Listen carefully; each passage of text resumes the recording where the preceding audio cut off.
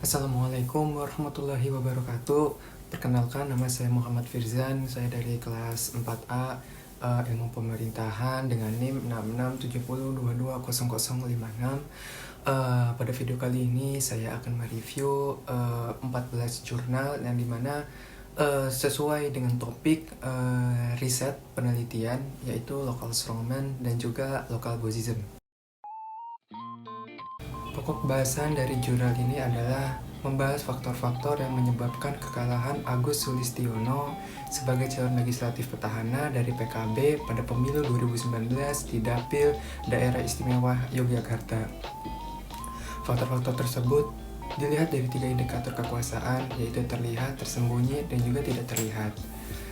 Permasalahan dari jurnal ini adalah adanya petahana Agus Sulistiono yang kalah pada pemilu 2019 di Dapil Daerah Istimewa Yogyakarta. Meskipun seharusnya memiliki potensi untuk kembali menang karena beliau adalah petahana.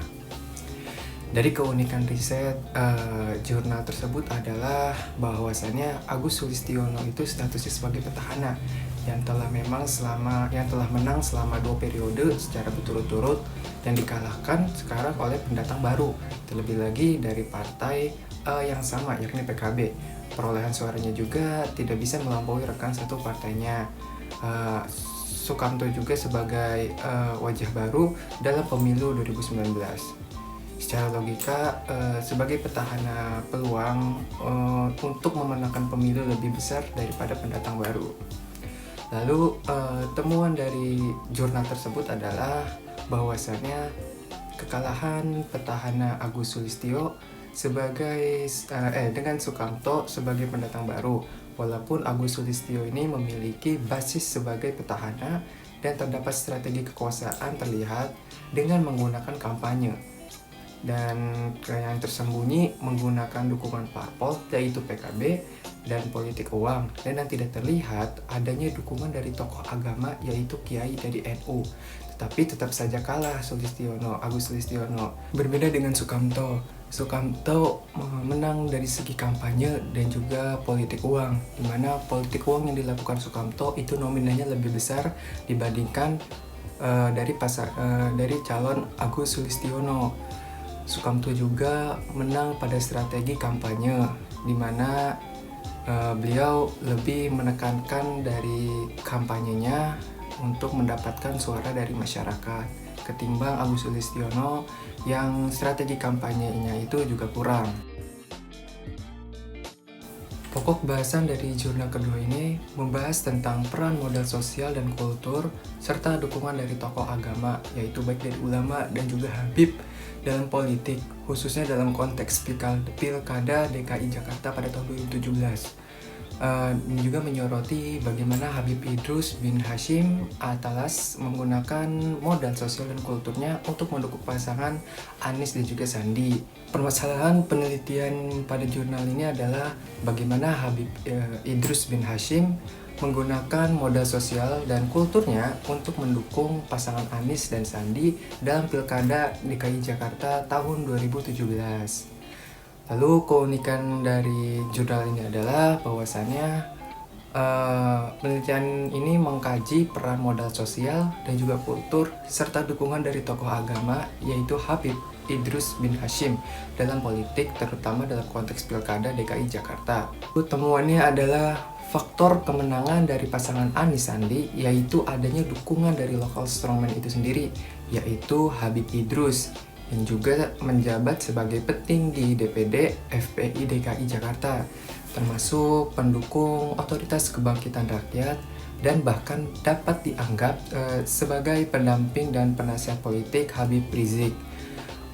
Habib Idrus bin Hashim juga memiliki modal sosial dan kultur yang dimanfaatkan untuk mengkampanyekan pasangan Anies Sandi pada Pilgub DKI Jakarta. Mereka juga mengaktifkan modal sosialnya melalui pengajian di Yayasan Pendidikan Asanda untuk mendukung Anies dan juga Sandi. Selain itu, Habib Idrus juga meminta dukungan masyarakat PPP untuk membantu Anies dan juga Sandi. Modal kultur yang digunakan juga dengan keyakinan terhadap nilai-nilai yang berkaitan dengan segala sesuatu yang dipandang benar dan senantiasa diikuti dengan upaya untuk mewujudkannya. Dengan hal ini, peran dari local strongman berpengaruh untuk memenangkan pasangan calon di pemilihan umum. Pokok bahasan dari jurnal ketiga ini adalah membahas tentang orang kuat lokal atau blatter dalam politik lokal di Bangkalan, Jawa Timur yang memiliki pengaruh yang besar dalam pemilihan kepala daerah dan kontrol politik di daerah tersebut. Lalu permasalahan dari jurnal ini adalah adanya dukungan dari blatter sebagai bos lokal atau local bossism yang ditakuti untuk memenangkan pasangan calon yang didukungnya. Lalu keunikan dari jurnal ini adalah pembahasan tentang peran local strongman atau blatter atau local bossism dalam politik lokal di Bangkalan, Jawa Timur yang memiliki pengaruh besar pada pemilihan kepala daerah. Dan juga mereka juga memiliki kontrol politik di daerah tersebut. Lalu temuannya dari jurnal ini adalah peran blatter memiliki pengaruh besar di Bangkalan.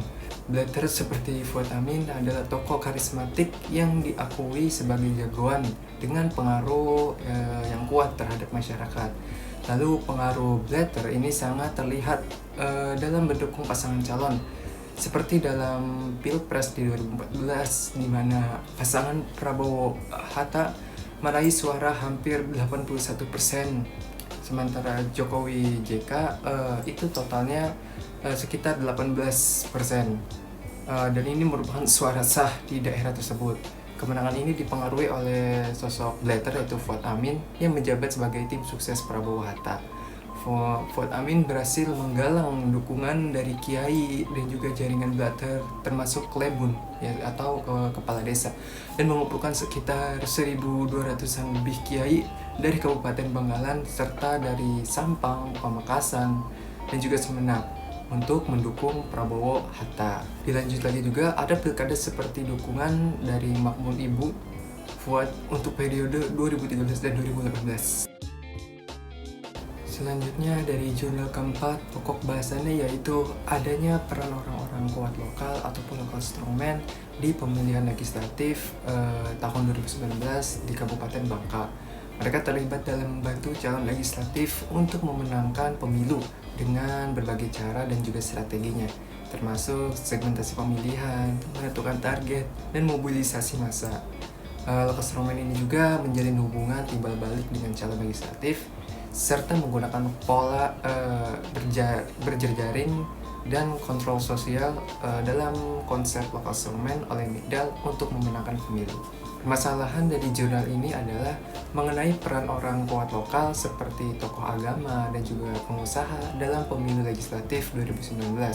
Mereka terlibat dalam membantu calon legislatif memenangkan pemilu dengan strategi-strategi yang mereka gunakan. Keunikan tersendiri dari jurnal ini adalah adanya pembahasan tentang peran orang kuat lokal serta strategi yang digunakan oleh mereka untuk memenangkan calon legislatif yang mereka dukung.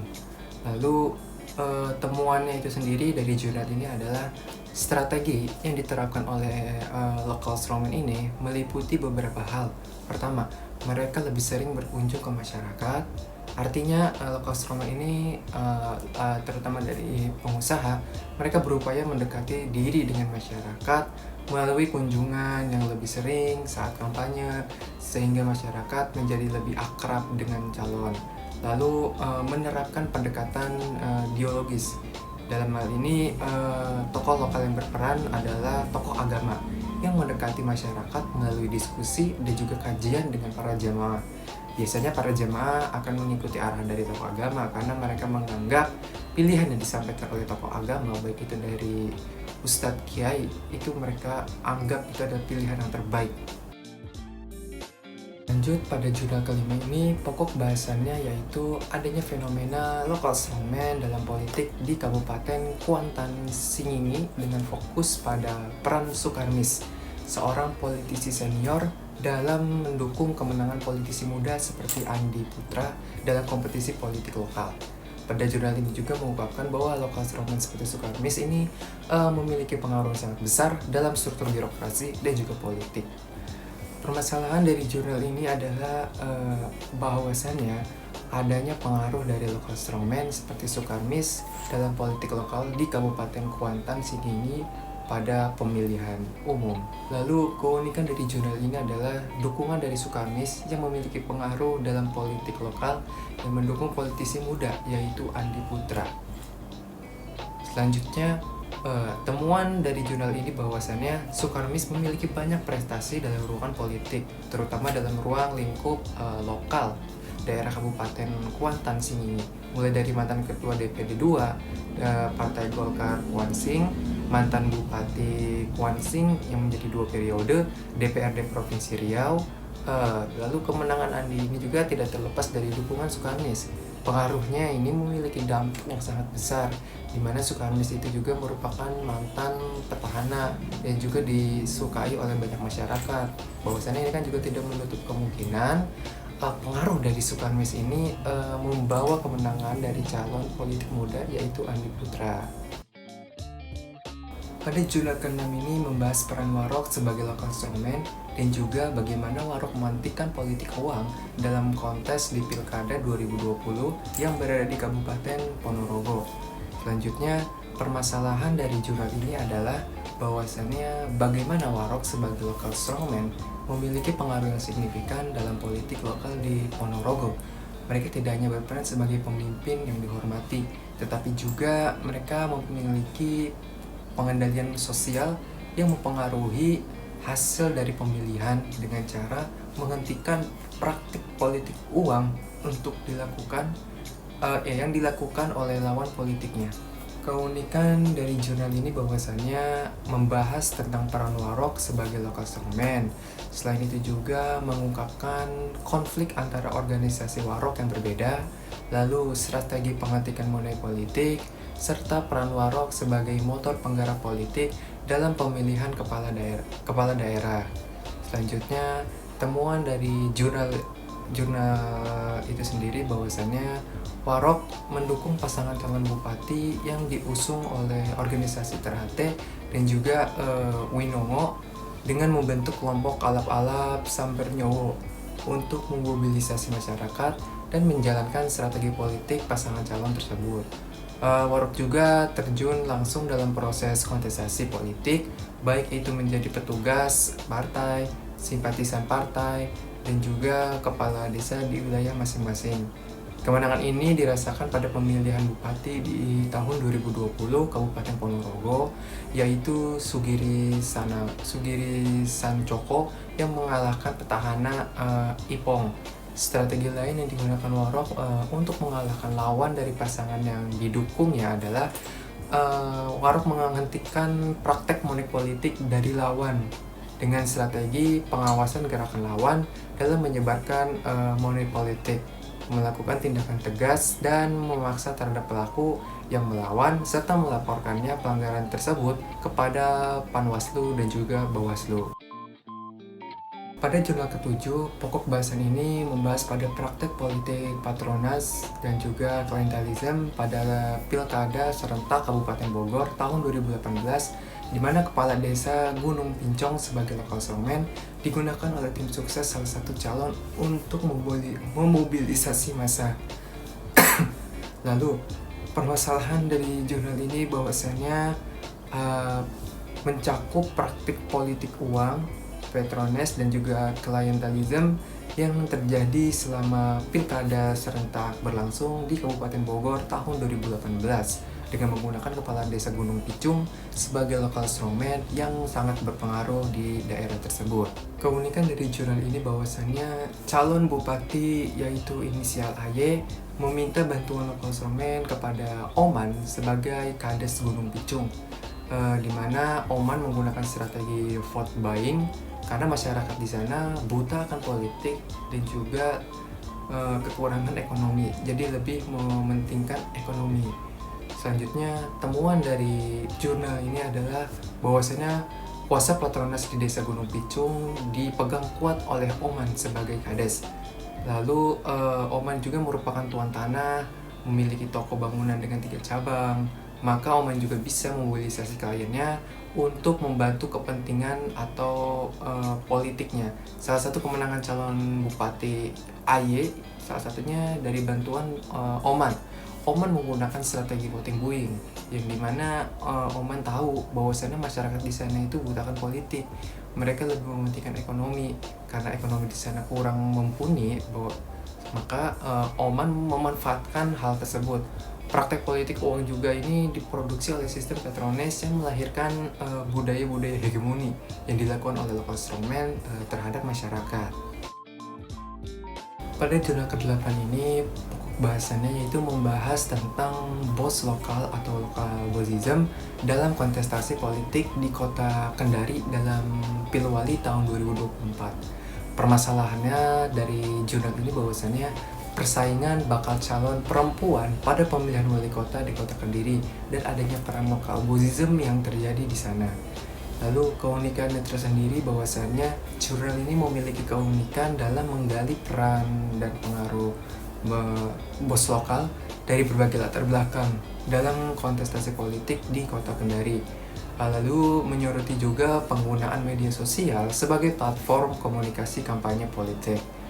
Lalu temuan dari jurnal ini bahwasannya para bos lokal ataupun lokal bossism terlibat dalam seluruh proses pilkada di kota Kendari pada tahun 2024.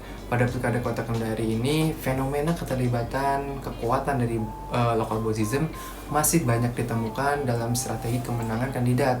Kemenangan calon wali kota sangat dipengaruhi oleh lokal bossism yang menjadi kekuatan di belakangnya. Latar belakang dari bos-bos lokal ini sangat beragam. Termasuk dari ada yang kepala suku, tuan tanah, pemimpin tradisional, kepala daerah, anggota dewan, dan juga pengusaha. Mereka memiliki dampak yang signifikan dalam memobilisasi masyarakat karena mereka ditakuti, mereka dan juga dihormati oleh warga setempat. Hal ini terlihat dalam pemilihan wali kota tahun 2019, di mana Zulkarnain Kadir menang berkat dukungan bos lokal. Biasanya mereka menggunakan strategi seperti sosial media sebagai platform komunikasi kampanye politik untuk memobilisasi suara dengan membangun hubungan baik dengan masyarakat. Walaupun ada yang belum terpilih pada periode tersebut, hubungan baik dengan masyarakat menjadi modal yang kuat bagi seseorang untuk mencalonkan diri pada periode berikutnya.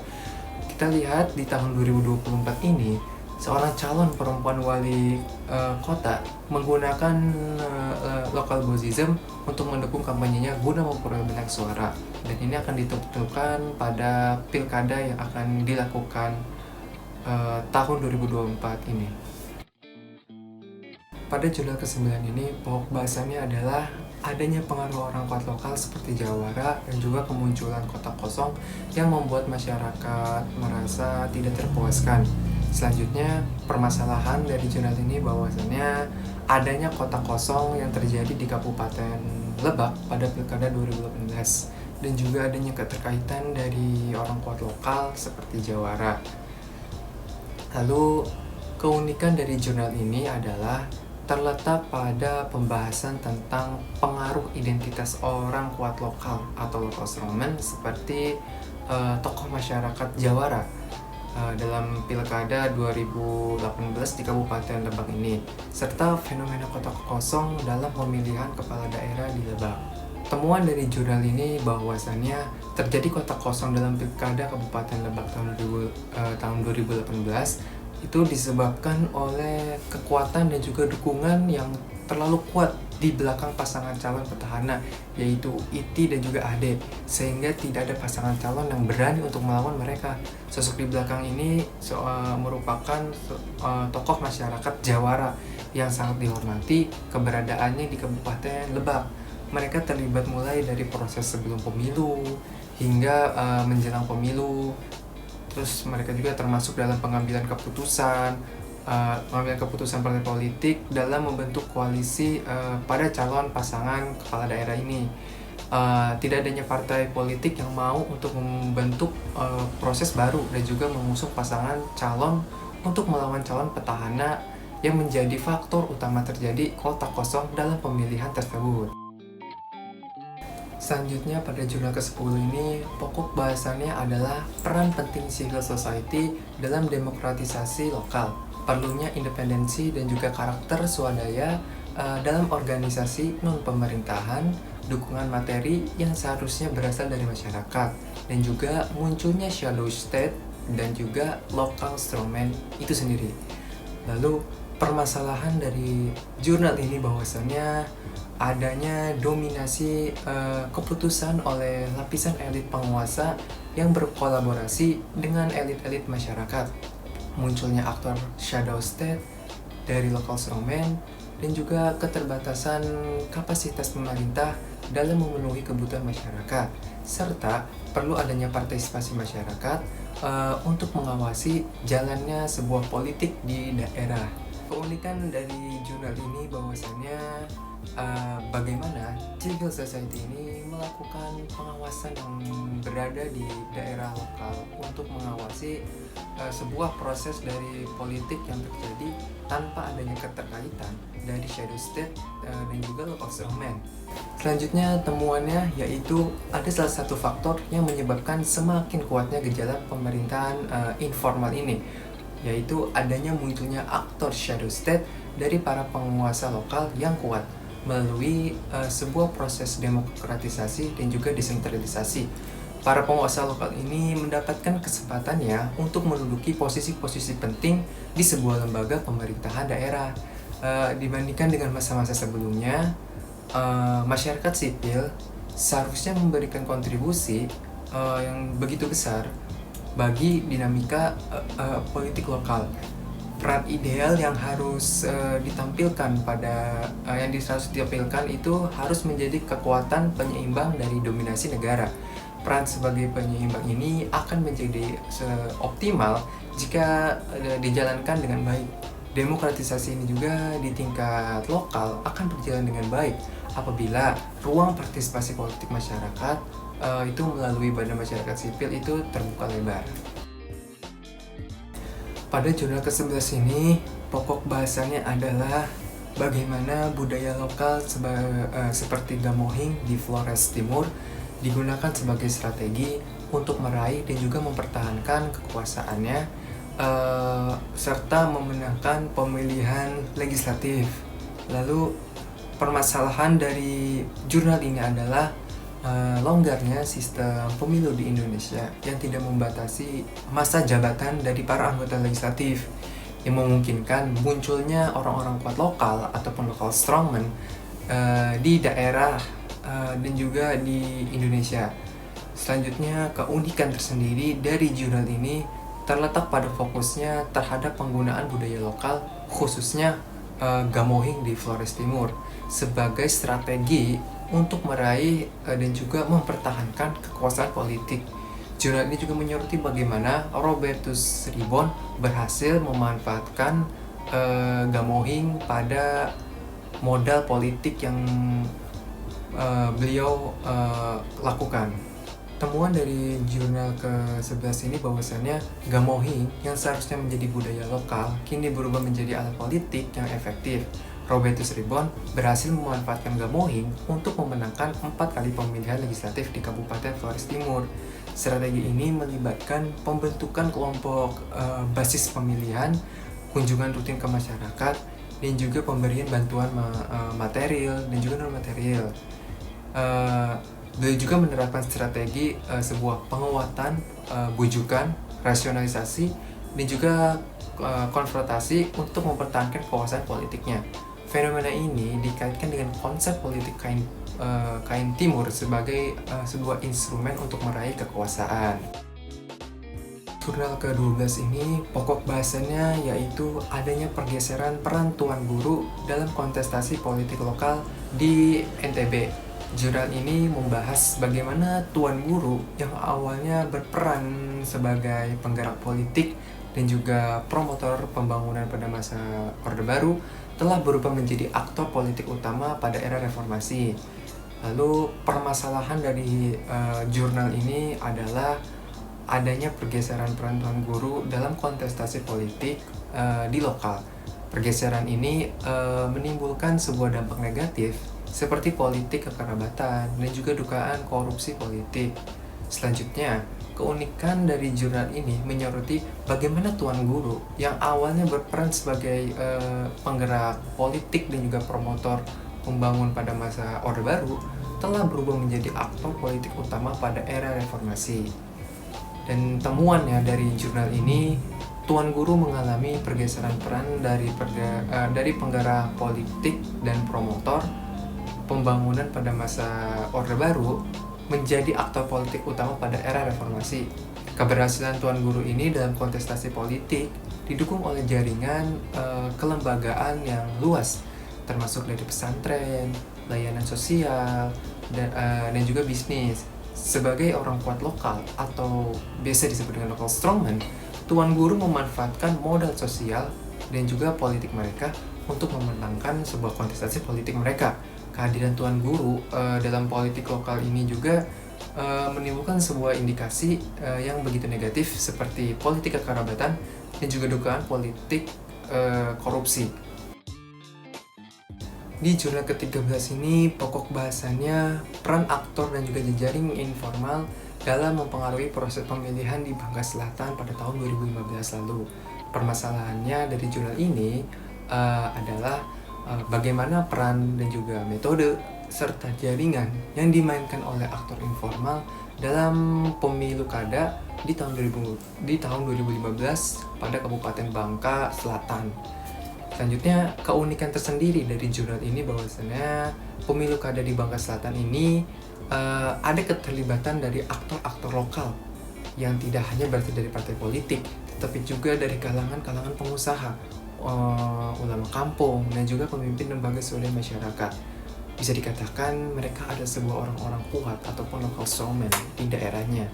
Lalu, temuan dari jurnal ini bahwasannya pemilu kada di tahun 2015 pada Kabupaten Bangka Selatan ini, aktor-aktor informal seperti pengusaha, ulama kampung, dan juga pimpinan LSM itu memainkan peran penting mereka dalam proses pemilihan.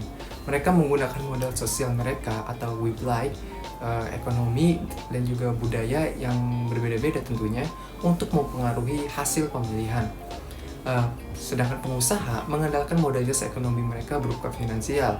LSM menggerakkan mobilisasi massa mereka, dan juga ulama kampung mengendalikan modalitas simbolik untuk mempengaruhi konstituen mereka. Pada jurnal terakhir ini, pokok bahasannya adalah fenomena kemunculan lokal bozism dalam eksploitasi tambang emas ilegal di Gunung Botak, Kabupaten Buru, Maluku.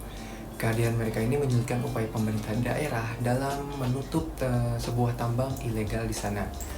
Selanjutnya, permasalahan dari jurnal ini yang paling utama adalah kesulitan pemerintah daerah dalam menutup tambang emas ilegal di Gunung Botak, Kabupaten Buru di Maluku.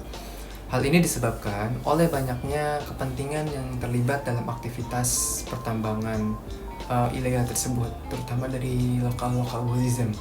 Selanjutnya, keunikan tersendiri dari jurnal ini terletak pada penjelasan mengenai kemunculan aktor-aktor lokal dalam memperebutkan sumber daya alam yang melimpah, khususnya dalam konteks eksploitasi tambang emas di Gunung Botak.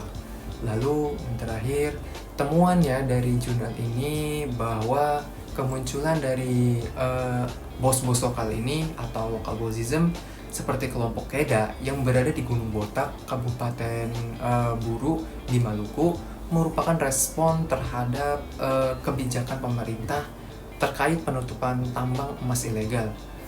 Bos-bos lokal ini mereka berhasil membangun kekuatan mereka dengan memanfaatkan kelemahan negara, dan juga mereka melakukan manipulasi kegiatan tambang ilegal ini untuk keuntungan mereka sendiri.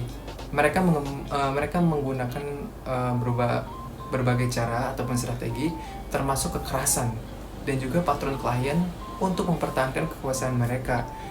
Jadi dari kehadirannya mereka ini menyulitkan upaya dari pemerintah daerah dalam menutup tambang di ilegal. Mereka juga menjadi sebuah pemenang dalam pengambilan alih aktivitas di pertambangan daerah di Gunung Botak.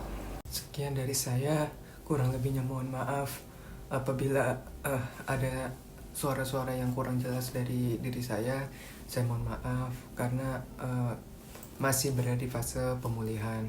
Billahi taufiq wal hidayah. Wassalamualaikum warahmatullahi wabarakatuh.